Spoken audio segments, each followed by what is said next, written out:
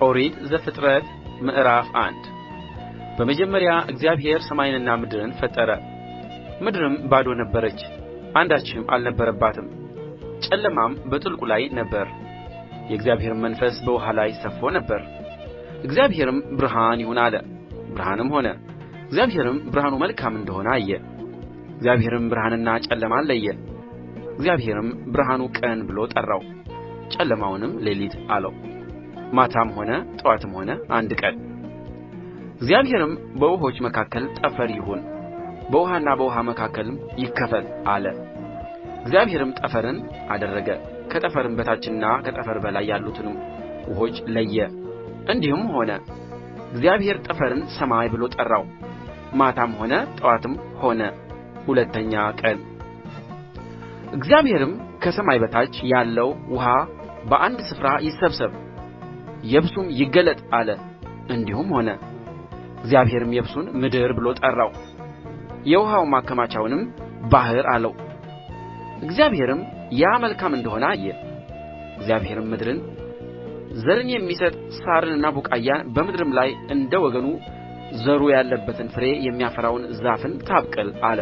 እንዲሁም ሆነ። ምድርም ዘርን የሚሰጥ ሣርንና ቡቃያን እንደ ወገኑ ዘሩም ያለበትን ፍሬን የሚያፈራ ዛፍን እንደ ወገኑ አበቀለች። እግዚአብሔርም ያ መልካም እንደሆነ አየ። ማታም ሆነ ጠዋትም ሆነ ሦስተኛ ቀን። እግዚአብሔርም አለ፣ ቀንና ሌሊትን ይለዩ ዘንድ ብርሃናት በሰማይ ጠፈር ይሁኑ፣ ለምልክቶች፣ ለዘመናት፣ ለዕለታት፣ ለዓመታት ይሁን። በምድርም ላይ ያበሩ ዘንድ በሰማይ ጠፈር ብርሃናት ይሁኑ። እንዲሁም ሆነ።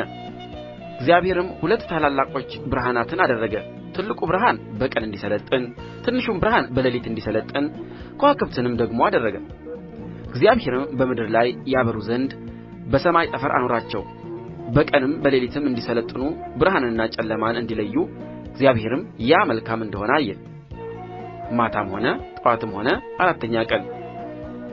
እግዚአብሔርም አለ፣ ውኃ ሕያው ነፍስ ያላቸውን ተንቀሳቃሾች ታስገኝ፣ ወፎችም ከምድር በላይ ከሰማይ ጠፈር በታች ይብረሩ።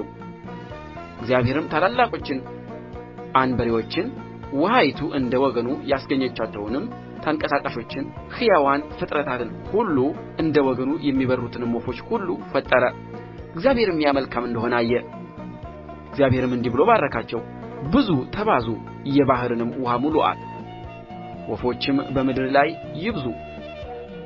ማታም ሆነ ጠዋትም ሆነ አምስተኛ ቀን። እግዚአብሔርም አለ፣ ምድር ሕያዋን ፍጥረታትን እንደ ወገኑ እንስሳትንና ተንቀሳቃሾችን የምድር አራዊትንም እንደ ወገኑ ታውጣ። እንዲሁም ሆነ። እግዚአብሔር የምድር አራዊትን እንደ ወገኑ አደረገ፣ እንስሳውንም እንደ ወገኑ፣ የመሬት ተንቀሳቃሾችንም እንደ ወገኑ አደረገ። እግዚአብሔርም ያ መልካም እንደሆነ አየ።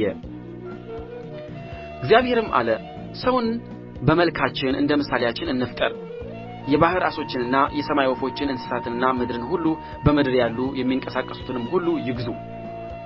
እግዚአብሔርም ሰውን በመልኩ ፈጠረ፣ በእግዚአብሔር መልክ ፈጠረው፣ ወንድና ሴት አድርጎ ፈጠራቸው።